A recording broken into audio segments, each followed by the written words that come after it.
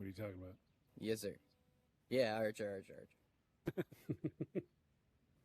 love Archer. Me too. Well, I think we're streaming, so we're all set. Nice. Well, what? Hello, everyone. Welcome to VR Verdict, episode 70, our weekly podcast where we talk about everything VR. I'm PJ. A Wookiee. And we'd like to share VR with you. This is our first live stream episode from the Spatial Ape. What do you call it? Spatial Ape Land? What do you want? Just Spatial Ape, the one and Spatial only. Ape. The Spatial Home Apes. to all kinds of great things. You can check out their trade show Thursday nights or Thursday evening afternoons. I'm going to get that right. Thursdays at 1 p.m. PST. And joining us today is Justin from Spatial Ape. How's it going, sir?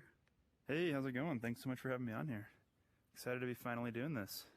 Yeah, it's been talking about it for a while, and just seemed fitting. You guys were the first guests in VR, so. Yeah. How long have you guys been setting this up? Because it seems like it's been a while in the works. Yeah, well, we did a handful of events in Altspace, maybe going back to like October. So we were like experimenting with a weekly thing there, trying to figure out the format and exactly what people wanted. We started building our app maybe early March, end of February. And then I think we've been up and running for probably about 2 months now, probably eight-ish events, I would say. We do it every Thursday. Oh, nice. And how many, I know we're slowly building the space out, how many attractions, I don't know what you want to call them, like guests do you have on those trade shows? We'll call it, I mean, what you see set up like physically, we call them booths. So that's been slowly growing. We started with 5. I think now, including the 2 podcast booths in here, maybe have like 10. In terms of guests, I think today we had 30 concurrents is where we maxed out, which is like just about our record. I think we had 31 last week. But like, awesome. You know, we just launched really. Like I think 2 months ago we started, we had maybe 7, 8 people the first week, and then, 11, 15, 20, 25, then back down to 20, and then slowly creeping up to kind of, I think around 30 is sort of like a critical mass a little bit, because the kind of like the feeling of it in here and the flow of things changes once you have enough people to be having different conversations. It becomes less moderated and more organic, if that makes sense. Yeah. So, like, what's your origin story? Like, how did you get to this point? What's your history? That's a good question. My history. I've always been super interested in businesses and startups, and I was like always the kid like selling lemonade on the corner, nice. And then kind of like working my way up to kind of more complex ventures as I went. I did like ticket scalping, and then I had a ticket scalping website, and then I went to Dartmouth, and at Dartmouth I had a food delivery app called Blast, an app-based food delivery app, something like Uber Eats, back in like 2014. That was like my first real startup. And then graduating college, decided I wanted to basically start a business in XR somehow. And so decided to team up with some friends that I had met in school and a previous job I had worked to start a consultancy called Spatial Cinematics. And we did that for like the last 4 years or so. And about a year ago, we started to get, enough of a team, enough of a financial base to start kind of launching products. And this is one of them. Nice. It's pretty intriguing. Like you said, you had the food app. Like, were you one of the first then? Because that seems a little ahead of some of the ones you hear about today. I wasn't literally the first. I mean, certainly I already knew about Postmates was around, I think. Postmates and DoorDash, I think, were the 2, and Favor. Yeah, those are the 2 or 3 that were kind of like already venture funded and proved that this was a model and could work. But, all those businesses, were at the scale where they could only really operate in the big cities. So it was like New York, San Francisco, LA, Austin. I think we're like the first 4-ish cities to kind of get it. And so our thought was pretty simple. It was just like, hey, I think people would want this at Dartmouth. Dartmouth and like basically the town of Hanover is just Dartmouth. It's like less than 10,000 people. It's all about, the college. It's in the middle of the woods. So they don't have these, these kind of cutting edge services, at least at that time. And so that was our idea, was to kind of bring that model to this small, community in New Hampshire. Nice. Thinking about starting businesses, I'm always like, I had an idea like way back when I was younger, wanting to not have to go to the gas station to get a snack or Yep. order, if they didn't deliver a pizza. But I could never how to figure out how to make those things work like financially. So I never really started anything with it. But then also it's sort of like, if I start it, I have to get stuff for other people to grow the business. And the whole thing is I Yep. want them to get stuff from me. Like, that doesn't fit with my business goal plan statement. No, there's a So I few never- steps in between there. Yeah. I wanted the Yeah. seat. Yeah, Everything. yeah. Give me the burger. kudos And I to- mean, it's, it was a similar thing for us as it was for you. It was just like a clear and obvious need that we ourselves had. There was very limited delivery options. And it's in a town of that size with those small restaurants, providing a consistent, affordable delivery service on a restaurant by restaurant basis, just not feasible. And so that's where kind of we thought we could add some value, is you consolidate it, you build it into one service, and then maybe, these restaurants can offer it. But, it turned out that the scale, even consolidating all of them, a town of 10,000, it's still very difficult to make that work. The overhead and infrastructure, especially, to execute at a quality that we're accustomed to today from food delivery, very difficult. It's hard to keep a burger warm, even Yeah, by today's yeah, standards. exactly. Yeah, we were like driving around ourselves in my Jeep and having a lot of fun, but never quite hit that inflection point financially where, it got a wind of its own, basically. Scale this up. Yes, exactly. Cool. So, was there a shining moment or a moment you can look back on that like made you decide I need to work with XR, or how did you come upon that? A little bit. I mean, I've always been interested in future tech in general. I had the DK2, and I was always kind of following the early progress of Oculus, just as a kind of, spectator technologist.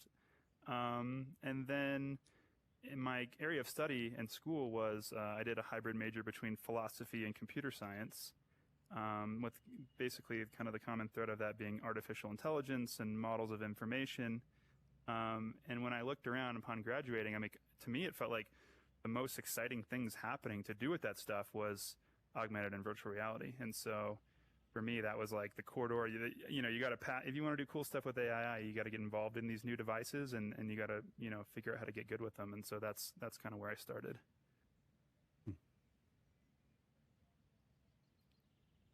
So with this, with Spatial Ape, like, I know you guys were mentioning like you have to side load right now, and you kind of want that to have like enthusiast only at the start of it. What are your plans for future growth, and where do you see this taking off to? Yeah, in terms of like the usage of the app, I think like our general plan right now is we want to get to 100 concurrents. I think like we feel like maybe around 100 people could comfortably be in this space as it's currently designed without, too heavy of modifications. And then we want to start to expand the time slot. Because we have a lot of people, you guys are later. We have some people who our existing time is even too late already because we have a big group in Western Europe. And so I think we want to get more regional and expand the time slot. And, it would be great eventually to have this going 24/7 and really, be a mecca of kind of business activity in this industry. I can kind of explain to you maybe a little bit the origin of this project, if that's interesting to you. Yeah, go for it.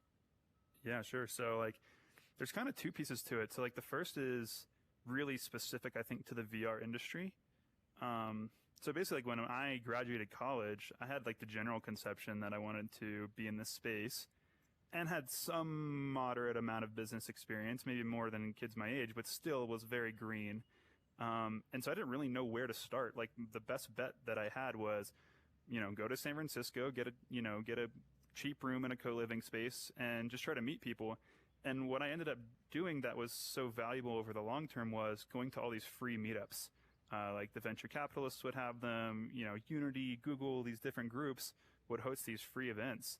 and you could walk in and, grab a free slice of pizza, and you could meet all kinds of people. You get all kinds of, professional insight that to me I would have never gotten otherwise. And so kind of looking back over the last year, it's like, not only do you have COVID, which is like those events are not happening anymore. And also, beyond that, I think San Francisco has lost a little bit of its leadership position and its density of talent. So those events may never come back the same. But then on top of that, you have the broader issue of they were never available to the majority of people to begin with, because most people aren't in San Francisco, right? Yeah. So, that to me was such a formative period for getting into this business. And so we wanted to create a space like that basically for everyone else. For people that were never in San Francisco, people that are just now entering the industry, we wanted really like this hub where people could come together, meet, share knowledge, show off what they're working on, that kind of thing. So that's like the first piece of it. And that's like what we've been really focused on right now. That's why we call ourselves the VR industry's #1 trade show. We're just trying to have like the best, most consistent event for VR professionals, like very niche. And I think that's been going super well. But what's fascinating is we've kind of over time discovered the second piece. And the second piece, which is that like VR companies are actually special for two reasons. On one hand, they're special because what they're producing is very unique and innovative. On the other hand, which may be actually more important, they're also special because of the ways that they operate. So what we're finding is like these companies are, they're distributed by default. We're a good example of this. The Spatial Ape team, we only have, really 3-4 people working on this, but it's very collaborative and community driven. And, between contractors and all that kind of stuff, we have maybe a dozen different people working on this in 4 or 5 different countries. And this is not even a funded project. We've put barely any money into this. So we found that that's kind of typical of these projects, right? Even small, lean teams are working across borders in this new way, right? On top of that, I think like people are what you could call digitally native. So like these are, Twitch, YouTube, Twitter, these things are now like at the center of the product development process, because basically like you want to develop this community at the same time, if not before, as you're actually developing your product, so that, all these stakeholders can be involved, not just as users and getting user feedback, but as investors and designers and, critics and all these kinds of things. As I think, you guys probably see a lot of that too. So our thought is like, yeah, there's this really specific need in the VR industry, but there's also like this new way of working that VR companies, I think, are symbolically representative of. And in our opinion, like that's not just over the long term going to be limited to VR companies. Crypto companies already work this way. Esports, there's a lot of this, right? And so our thought is like this method of operation, decentralized and digitally native, is going to grow into adjacent industries more and more until it's the default way of working across the whole economy. And I think in that situation, these people, they don't want to use LinkedIn, right? A 17-year-old hardware hacker that we meet in here, they don't care about LinkedIn. LinkedIn's not cool. It doesn't serve their needs. So really what's needed is like, yeah, right. But at least it was, it had its moment, right? And I think like younger people are more able to see through it. And they're like, that's not interesting to me. But they do need professional tools, and they do need ways of managing their business identity and all of this, incredible, digital reputation that they're accruing across all these platforms. And so our thought is, we'll start right now by servicing this niche of the VR industry, which needs this community. And over time, I think you're going to see more and more groups are going to be well served by something like this. I think it's definitely a need in the remote post-COVID, more people being remote world. For sure. Definitely. Like, I've gone to game school and tried to set up teams and stuff like that, and it's always sort of with people who aren't used to working remotely, like sharing files and data. Mm-hmm. It's like, you're younger than me and you're a dinosaur. Like, get out of here. We need people that can be a little more flexible. So, for sure. And like with LinkedIn, I think I must have joined that site when it first launched, and it was already like 3 days in, and had already been hit up at the company I was working for like people just cold calling. Like, this is the new evolution of cold calling. I'm like, block, block, block, and then hide my profile. Like, I'm done. Through that. Yeah. But this definitely has a lot of promise. It's got like a charm to it, and I like the small feel. I'll be probably sad when it gets too big, but then I'll be glad I was here at the start of it, like the good old days. But I'm hoping that you guys hit that 100 target pretty soon. Yeah, I mean, and keep like that, keep representing that perspective to us, because we don't want to leave anyone behind. And I think like part of why we've been successful is because we've been extremely niche and community focused. And I think, even compared to, you guys see, there's money being raised all over the place. There's all kinds of business apps in VR now, but they're going kind of top down. They're going the wrong way about it, I think. They're going for, the innovation executive at some huge corporation and, hey, can you guys do an event in here? But they're not, paying attention to those small, nuanced, but really meaningful connections on the individual level that I think you got to grow out of. And so that's kind of been our approach, is start small, build from there. Yeah, that's kind of like with our podcast. Like, we've talked to some bigger developers and stuff, but my favorite is just like the little one-man teams that's like, Yeah. I have $13 in my bank account. I'm making this game out of blood and sweat, and fear. Yeah. So, And they have more appreciation for what you guys are doing too. You're giving them a platform the way that some bigger people may not. Yeah, Plus, I don't know if I said it on Twitter or not, but it's like, because Wookie and I have been gamers since we were very little, and to do a podcast like this, like on a normal format, like flat gaming, like Xbox, PlayStation, you can't get anyone's time of day on there. Where VR, the community is so amazing that anyone will reply to anything almost. Like, I've never had I've had a few people not respond, but that's like 2% of all the people we've talked to, so it's pretty nuts. Yeah, that's awesome. Yeah. I'm really It's glad to taken see a space like this gather those people. So And a lot of it's the sort of the genuine nature. It doesn't feel like you said, like top down. Some executive like, hey, do that. Like one, I was working at a government contractor, not doing anything really like virtual reality or game related, but like my boss in IT at the time was like, you have some sort of game degree, right? And I was like, yeah. He's like,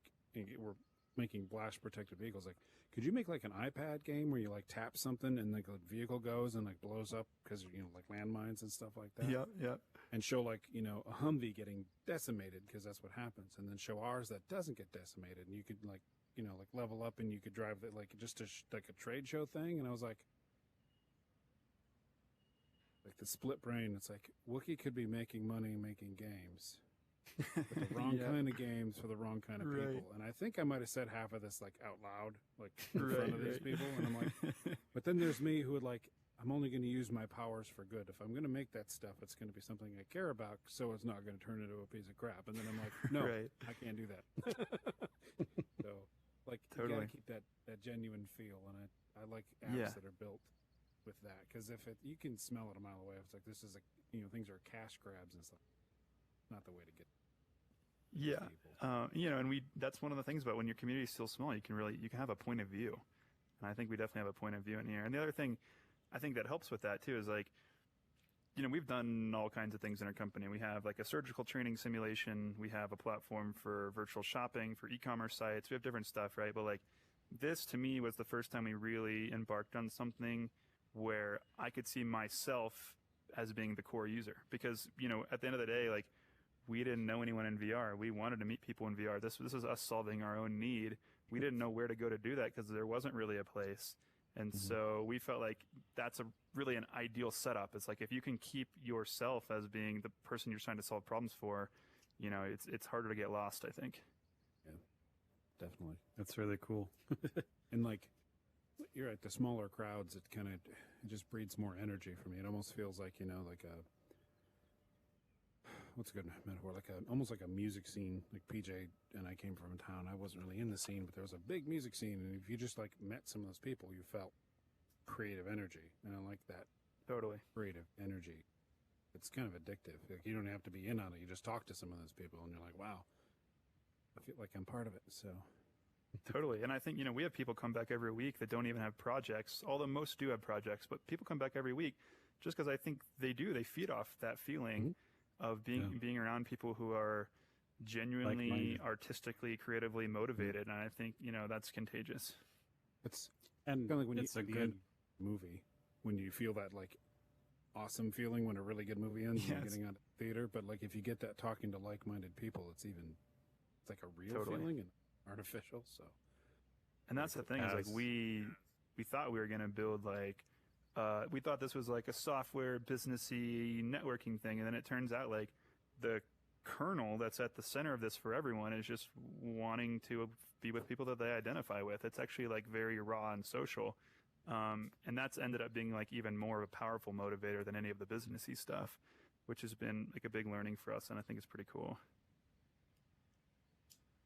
Yeah, and like you said, there's nowhere else for the like-minded VR people to gather. So giving them a space to do that is pretty amazing. Yeah, for sure. And there's cool stuff like, what Shane's done with SideQuest, very cool. Yeah. We at my company, we go to the AWE conference in Santa Clara. That's super cool, but it just, hasn't been packaged, I think, quite right to be broadly accessible and consistent and that kind of thing. And again, going back to the community, like he built SideQuest. SideQuest is pretty epic. It's done so much good. And he's humble as hell, and just he'll talk to you, and it's just there's Totally.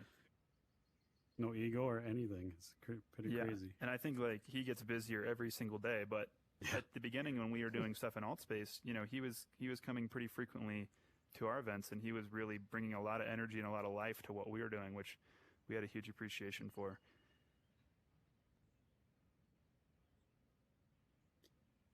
We got two people in the crowd. We got Franklin Richards and Zed. I'm going to mess up your name. I apologize. Poirier? That's pretty close. Poirier, but yeah. Almost. I wanted to jump in real quick just because, Sure. I was on the stream watching you guys talk, and just want to let you know that it's super quiet. I is think, it? like, the distance to your camera is relative, like the same way you have sure. it here. But I'm really excited to hang out for a bit. We'll Cool. just shout. Thanks for Is- pointing. Hopefully you can First just- time. Yeah, no, thanks very much. And hopefully you can bump some of that for the podcast stream. It was the same earlier when my battery died during one of the presentations, and I jumped onto the stream, and the camera was so far away, so everything was so quiet. Yep. But you probably know that already. Yeah. The camera's tough because, for our event, we got to have someone man it. So today I said, you know what? Follow everyone, make sure it sounds good for 30 minutes, and then you can just zoom out and then hang out with everyone. Right. Gotta get those wide shots. Yeah, the stream's interesting because, like, when we first conceived of this, we're like, okay, the stream's going to be a huge part of it because a lot of people can't join us and this and that. What we discovered over time is, like, there's this quality threshold for that type of content, and it's like you really have to have enough production value and enough thoughtfulness go into that stream to make it really, like, interesting to watch. And within, like, at some point we kind of like reassessed and realized that, like, we were like in the middle ground and never like getting above it. And so the stream wasn't that great. And so now we like changed our mindset about the stream. Now for us, the stream is just something to tease you to download the app and come in, which is like a little bit of a different use case than it used to be, but it's been an interesting thing to learn. Sure. Franklin, you got any questions or comments while we're chatting? No, I'm actually just really excited for the few. Like, this is my first time in Spatial Ape, and I'm really excited to see cool. what's going to come out of this. Do you know what I mean? Like, I'm really excited for the trade shows now that I know that they're going to be a thing. I can definitely see myself being a part of that because, like, this is kind of like something that I like. Looking at you guys on stage, the only thing that comes to mind is basically VR E3 in a sense. You know what I mean? Sure. Guys are up here talking and giving a presentation, and it's phenomenal. Like, I'm really in tune and I really love it.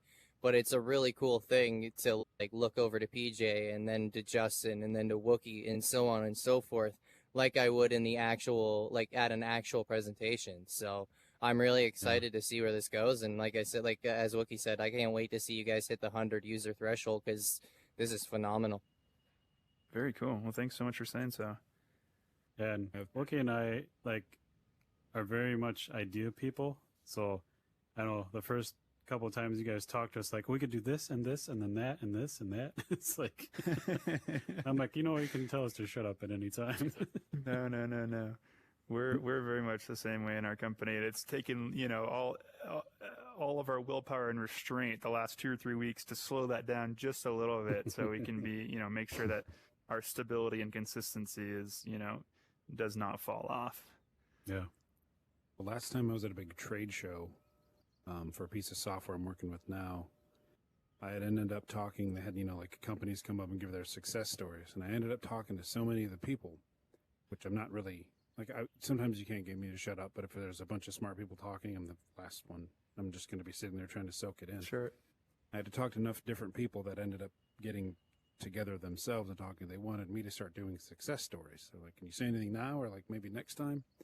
I was like, "No," a little shy. But like, I can't wait for like, even like, a smidgen of that to come through with this. Like, just I can imagine, other developers, talking about their games. I would just want to walk through that, and to do that in the VR, like the space they're working in, the medium they're working in. It's like kind of walking right into somebody doing pottery, walking right into their shop and talking to them about it. And it's just Totally. the coolest thing when you don't have to get your hands dirty. I don't have to get it in the car. Just put the headset on and I can go check out.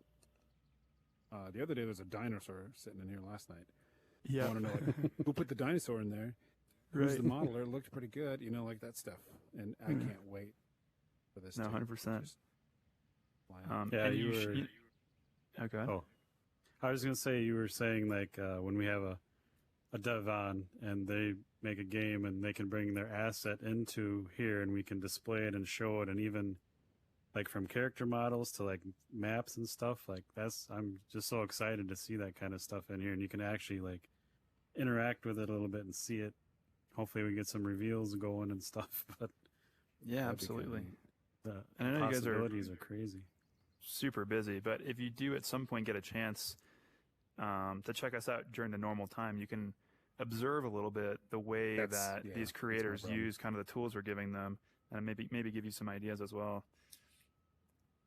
My problem is I I have got a a- day job, so the Thursday mid-afternoon is like not a good worst for time. me. I totally want to Yeah. check it out, but if I'm off on a Thursday, I'm going to write that down and Yep, make I sure have- everyone can come in. I have a couple time off events coming up, and this is definitely on my calendar to. I've caught the Awesome. tail end of a couple of them, but I definitely want to see the whole thing and check it out. Yeah, and that's, frankly, that's been like one of the most exciting things for us is like, yeah, our community is really small, but like we'll randomly see people on Twitter or YouTube, having a conversation amongst themselves or on someone else's thread saying that they're going to take a day off to do this. And it's like, that's pretty incredible. Like you're going to take Yeah, a day yeah. off to go use a piece of software. So like, it's a pretty small community still, but like the little things like that, I think make it feel really special to us in terms of, being something worth working on. That's impactful to like, somebody with a day job, like a normal person like me. If I'm going to take a day off for a piece of software, Normal.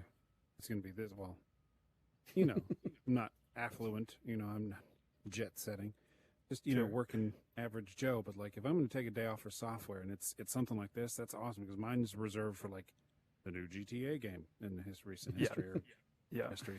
So you hear people saying like, I'm going to use up some vacation time, some stuff that I could be, doing for me, like taking it. That's like right in the right direction. It only takes a few of those to get you to know how special it is. And maybe I'll just take a late lunch next Thursday and work from home and put on the headset. That'd be great. Some good feedback for you. So I've been talking to I talk to a lot of people on Twitter all the time about Yeah. coming on the podcast, and it's crazy how many times like I'll be telling this dev or that dev like, hey, this is our plans.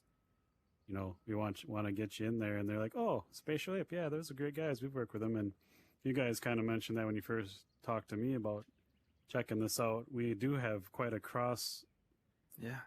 pollination sure. of guests we've had, and I came in here the first time, and you guys were having Void Rifter on. And I'm like, hey, we're having those guys on the podcast tomorrow, and it was just it's really neat to see all that. But I've heard like VR Trend Magazine I talked to, and they're like, hey, yeah, I think one of those guys worked with you guys or something. He mentioned, so it's pretty neat. Yeah, it's been really fun.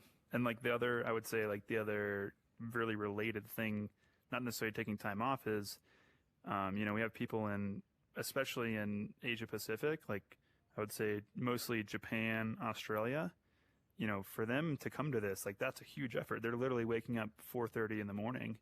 Yeah.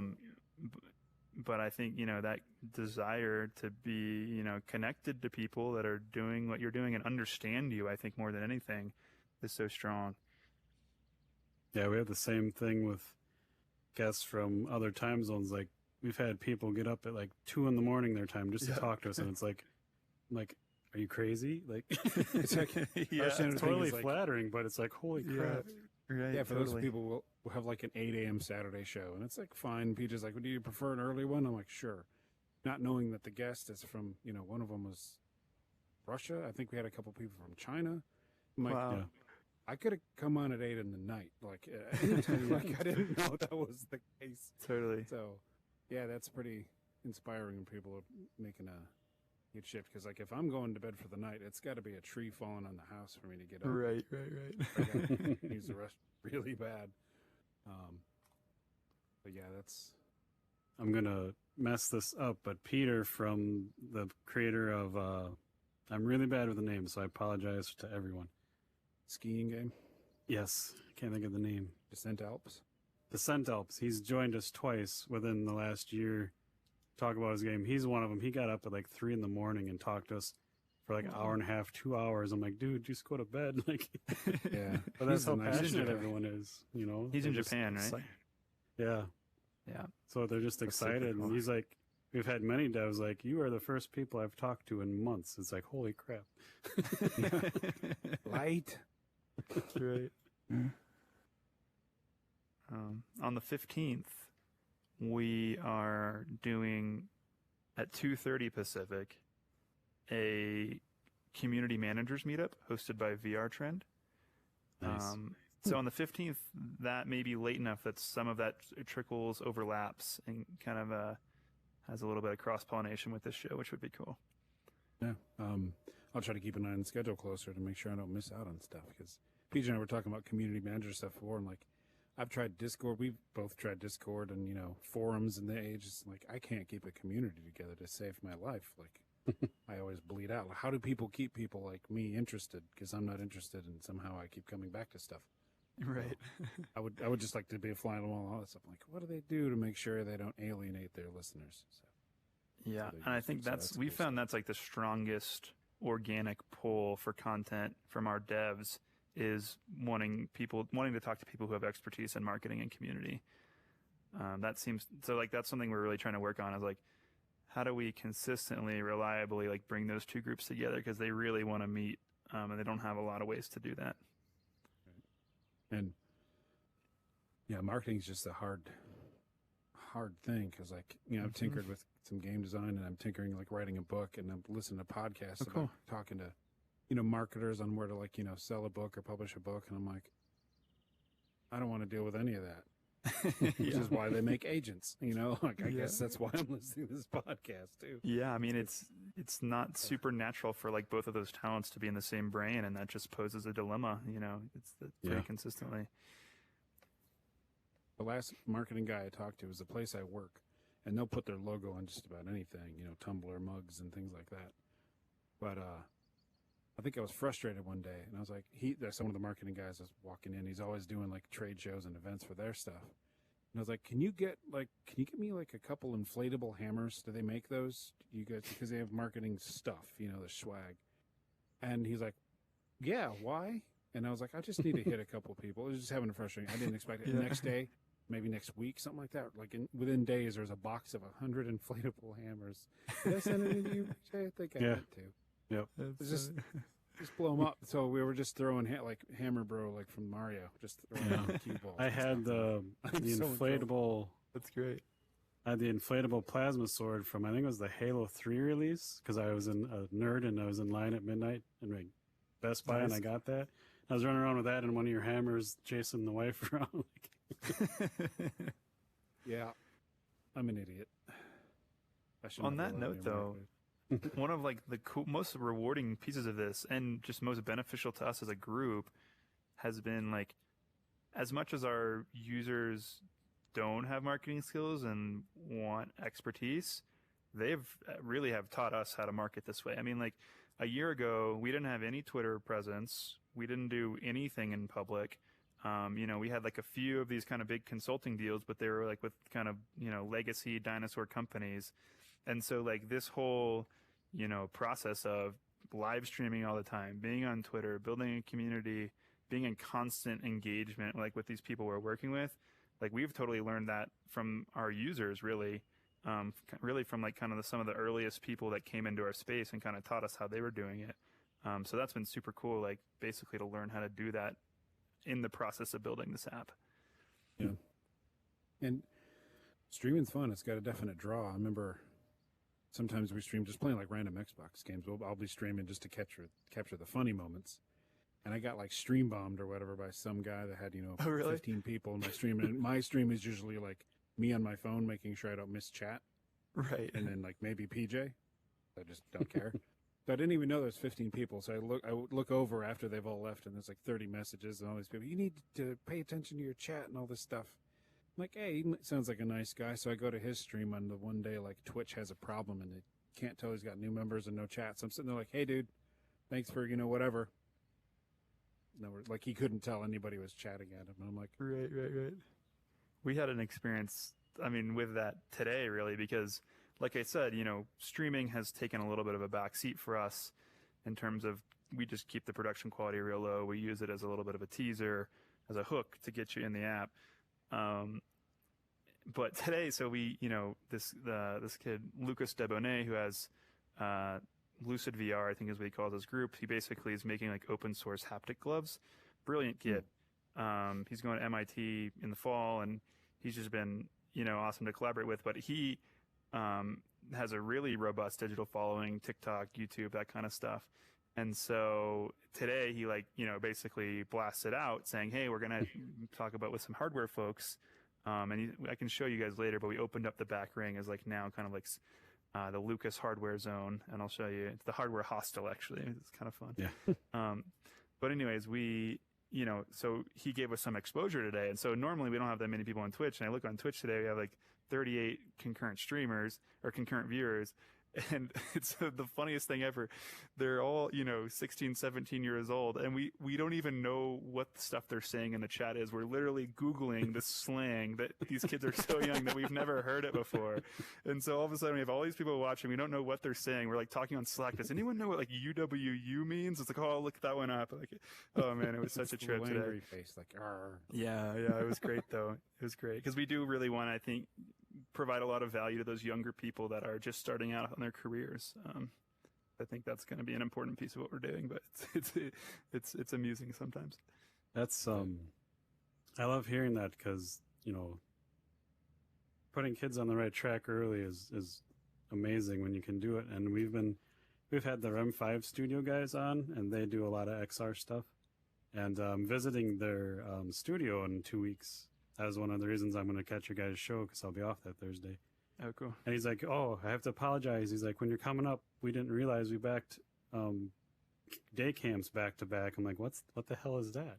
It's like, we have indoor camping for kids, and we just let them play with all our stuff in our whole studio. And I'm like, oh my God, that sounds awesome. He's like, I hope you can handle like frantic screaming kids. I'm like, I'll fit right in because we were talking about, he's like, we have so much room. We were talking about the AR Mario Kart.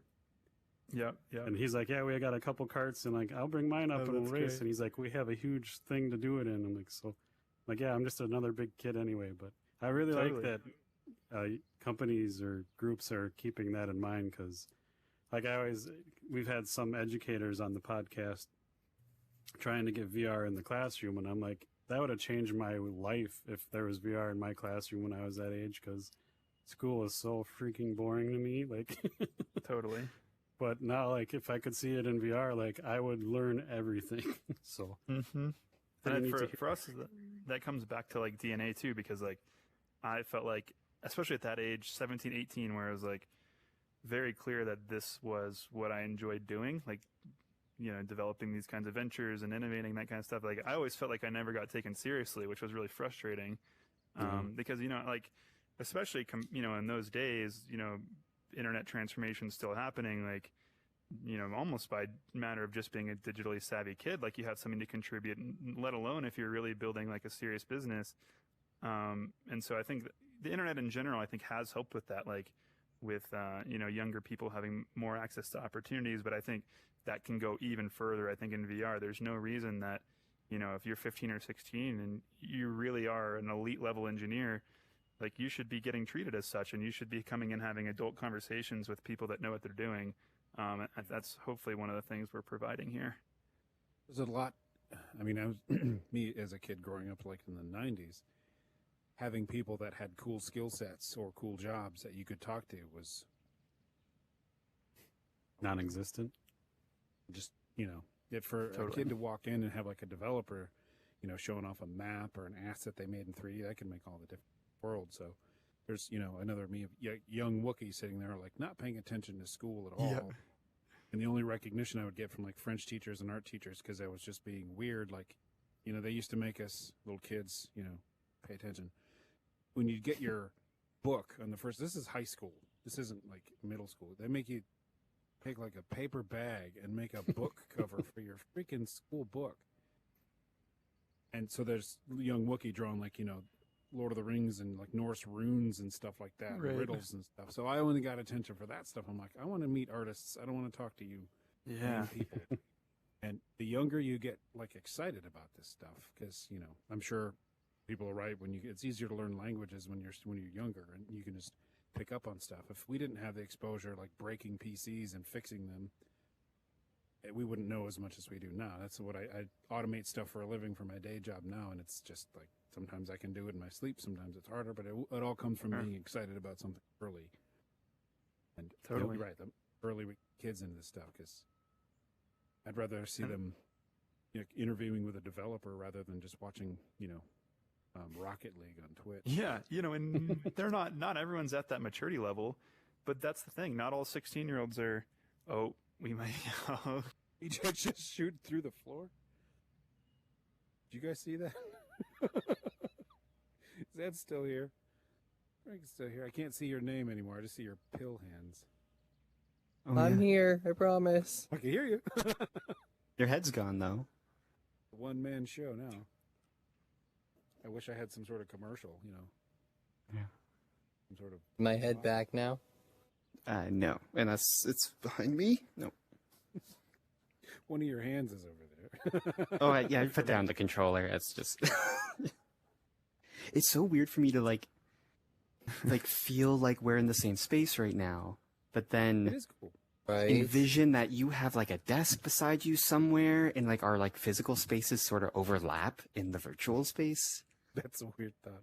We're running the show now since you guys fell literally. to the yeah, floor. sorry about that.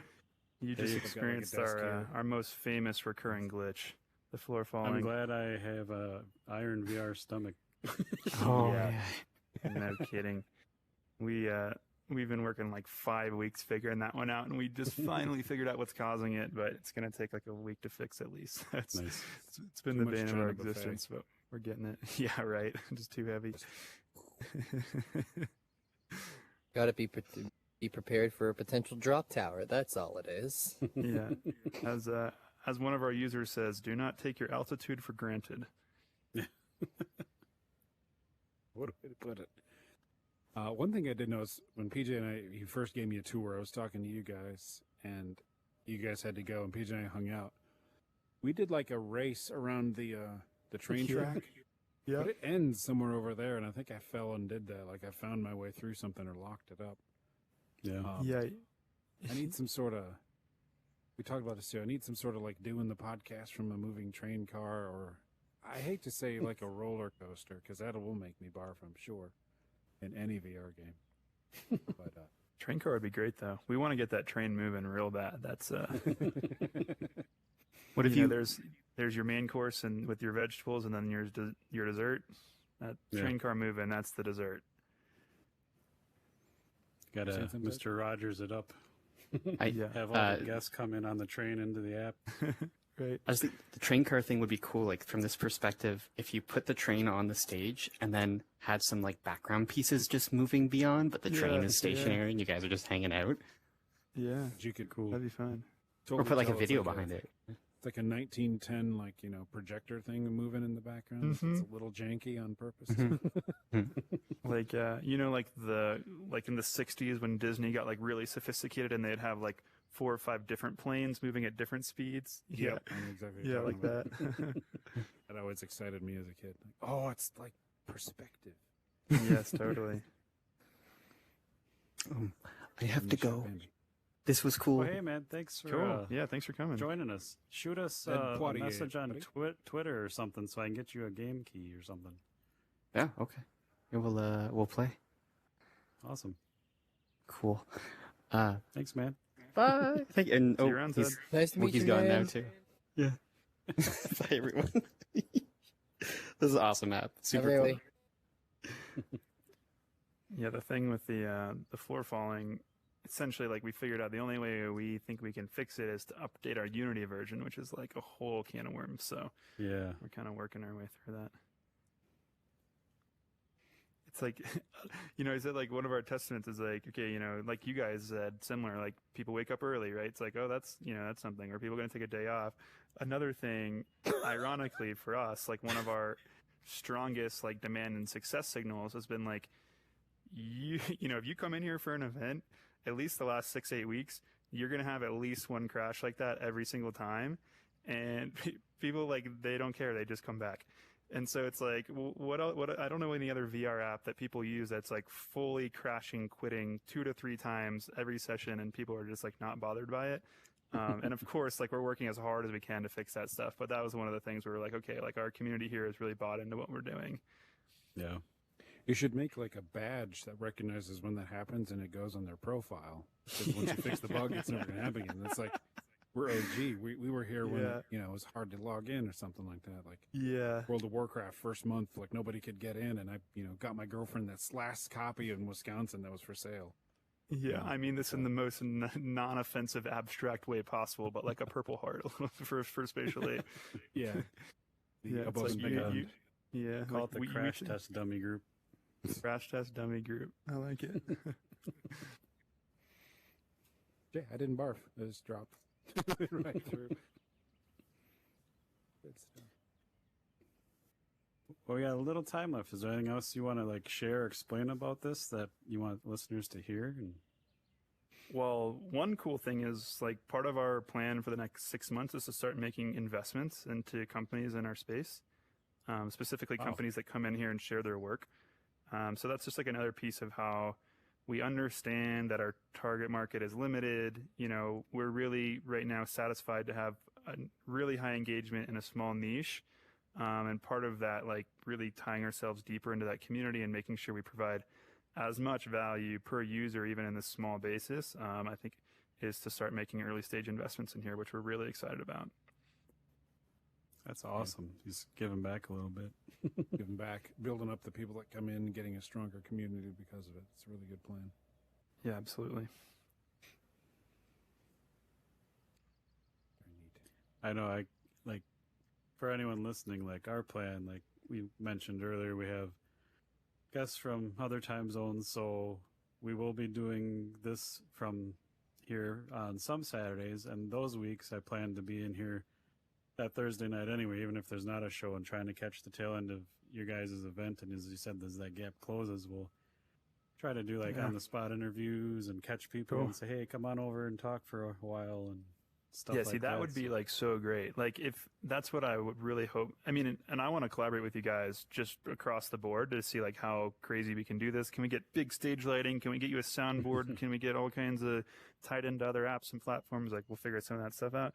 But even just getting some kind of organic cross-pollination with other things we're doing in here. And, I think it goes back to like what I said earlier, which is like, we're trying to bridge the gap between the people who, have the platform and have the audience and are making the content. And, you said you're not good at marketing, but compared to most developers, like you guys are really good at marketing and know what you're doing, at least in terms of having reach, connecting you with like the really talented people. I think there's all kinds of really talented developers in our space that would love to just come pop in here for 2 minutes and share what they're doing and see how you guys are and that kind of thing. Yeah. Yeah, I would like to, we've talked about these things, but a guest book for people to sign, like Franklin here, and say, hey, I was the first one in your booth. Yeah, that'd be like awesome. I'm kind of thinking like a toy box or like a shelf where like people that bring assets, if we can get their permission to keep it in here and just have it as like something people can pull it out and look at while we're talking. And or if people visit when we're not here, they can dig through our toy box and look at all the cool stuff we've done. Yeah. So No, that's a great idea. Did I show you guys this t-shirt cannon? I saw that last time. Yeah. Just warped out of nowhere. Buckle up, Franklin. Whoa. Yeah, we do this every event. This is like, I think this is like kind of our one cliche we do every event that we just like have a lot of fun with, and that's, you know, at the beginning of every event we shoot out a T-shirt, and if you catch it, you get one shipped to your door in real life. Awesome. But since we already have this code written, I think maybe it'd be fun to repurpose this to maybe distribute game keys for you guys. We That could would like be give this to you amazing. somehow. Yeah. I'm gonna think about. Play like an Easter egg hunt, like shoot the thing, and wherever the can launches, Yeah. somebody's got to go find it. Yeah. It's pretty. Speaking of game keys, I have a stash of them that you just kind of acquire, and every once in a while on Twitter, I'll say, "Hey, reply to this or do something, and I'll give you a game key," and it works pretty well. But you would think free games would go like hotcakes, but this would be an awesome place to help get some of those out there and get some games out in the world. Like Yeah, and Franklin's if, like, gonna also, go home like- with a key today, so. It sounds like you guys have like some ability to like produce assets, or at least have like some fans or friends that like can create assets. Like, it'd be not that difficult for us to just swap this out with something that looks different, like, and keep the same functionality. If you guys wanted to have this be like a VR Verdict kind of game key launcher of some kind, of that, like, I bet that'd be like some pretty sexy marketing on Twitter and stuff if we could Yeah. get that working. A catapult.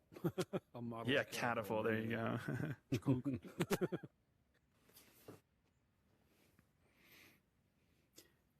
We got a little time left, Franklin. Any questions or comments? What you got?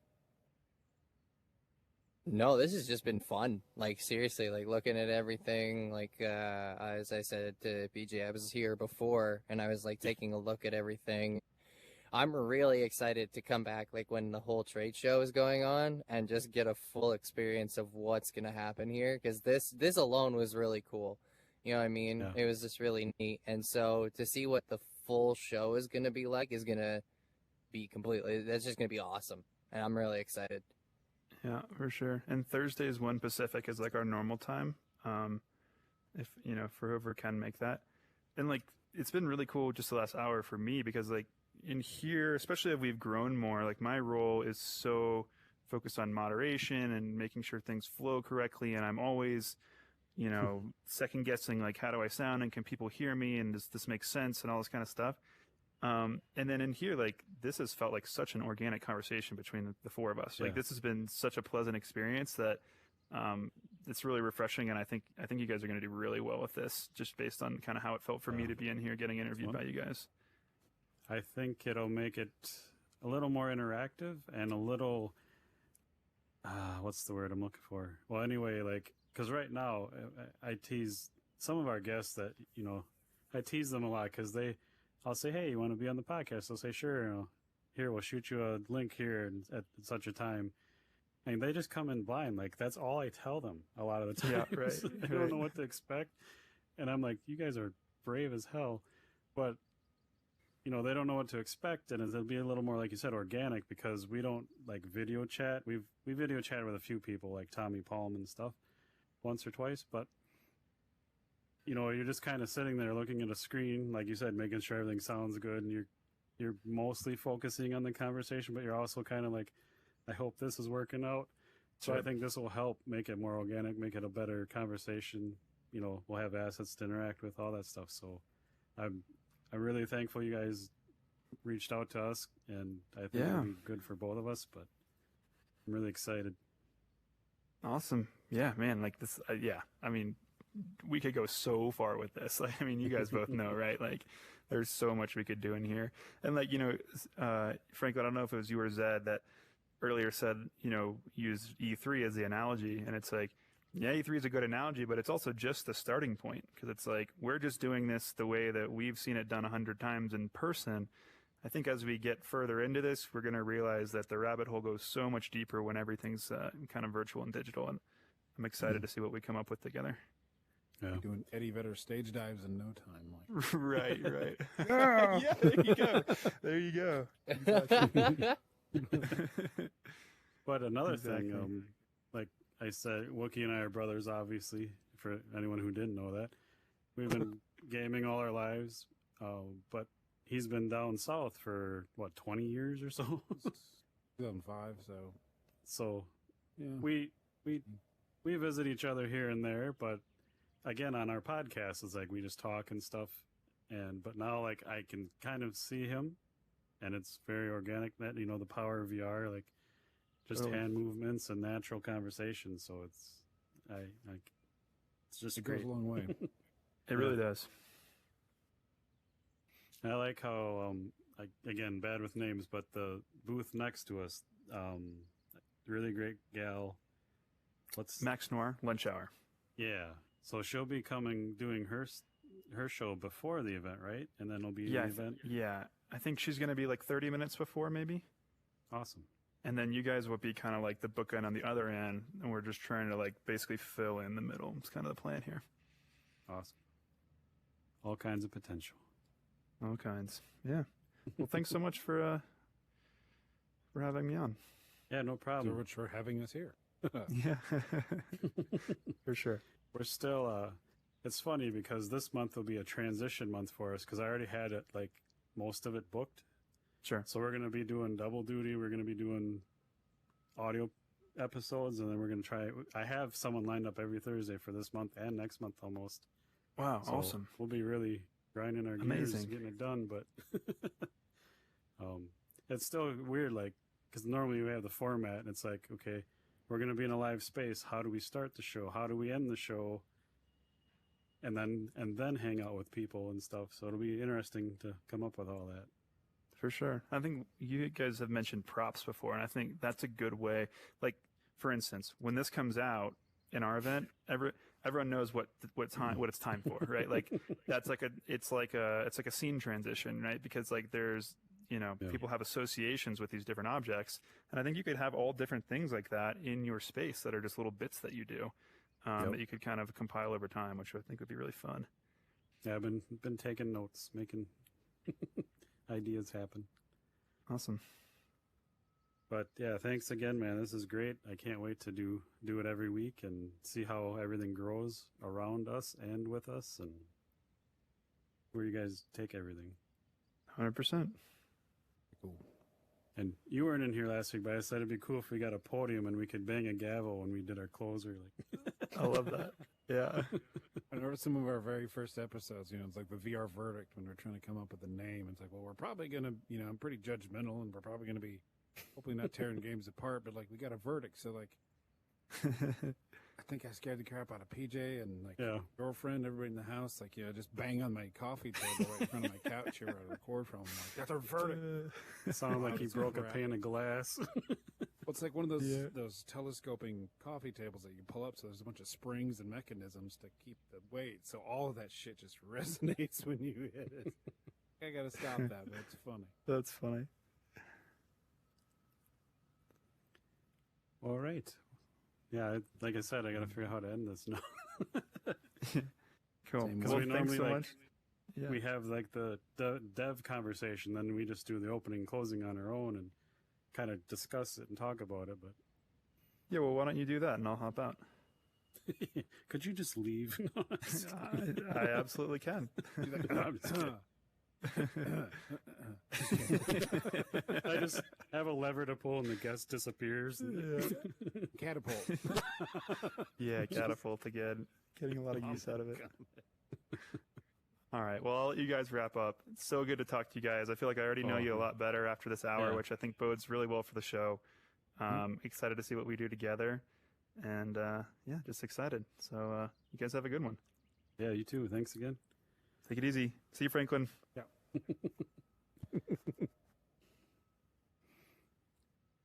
Well, that was Justin from Spatial Ape, the proud makers of everything you see here. I'll do a camera tour real quick when we wrap up here for anyone watching. But yeah, it's new stuff like crowd interaction and questions. Frank, thanks for coming. We've played Demio with Frank. I played some Battle Chess with Frank, or Chess Club VR, sorry. So Was He's a that there good for guy. the Demio? Did I don't know. yeah, Was you were I there. Frank? Oh yeah. Yeah, you were there for that session. They start to run together. I get that. I get that. Don't you worry. Yeah, I'm not throwing shade or anything, but like I do all the Twitter stuff and everything. So I talk to a lot of people, and Wookiee sees probably like 20% of what goes on. So I'm lucky enough to so far just show up. I don't know where PJ got all these people to come in. Like, I thought half the time when we played Demio, it's just random people joining the room. It's like, oh, this is a Twitter friend. I should not offend them because I don't know. Be on your best behavior. yeah. But just to close out, guys, we're going to do this every Thursday night, 7 p.m. Central. Sometimes Saturdays in the morning. We'll probably pick a set time so it doesn't get as confusing. It also depends on the developers from where they're at. Yeah. I'd rather they get some sleep and, Yeah. much needed rest than just have But- it 8 a.m. or 8 p.m. So. Yeah. I can't speak for Wookiee, but I plan on being here every Thursday, even if there isn't a show, to figure out what something to do, hang out before and after. We'll be giving away keys and stuff for her first couple episodes, and this thing's going to organically grow and change over time. Let's do it. But for episode 70, I am PJ. I'm Wookie. That's Franklin. That's Franklin. This was our VR verdict. All right, I'm going to do a flyby of the camera, and then we can check stuff out or talk, whatever works.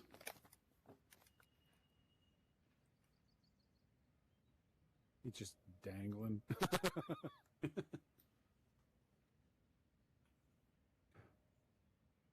So, sorry, if your username on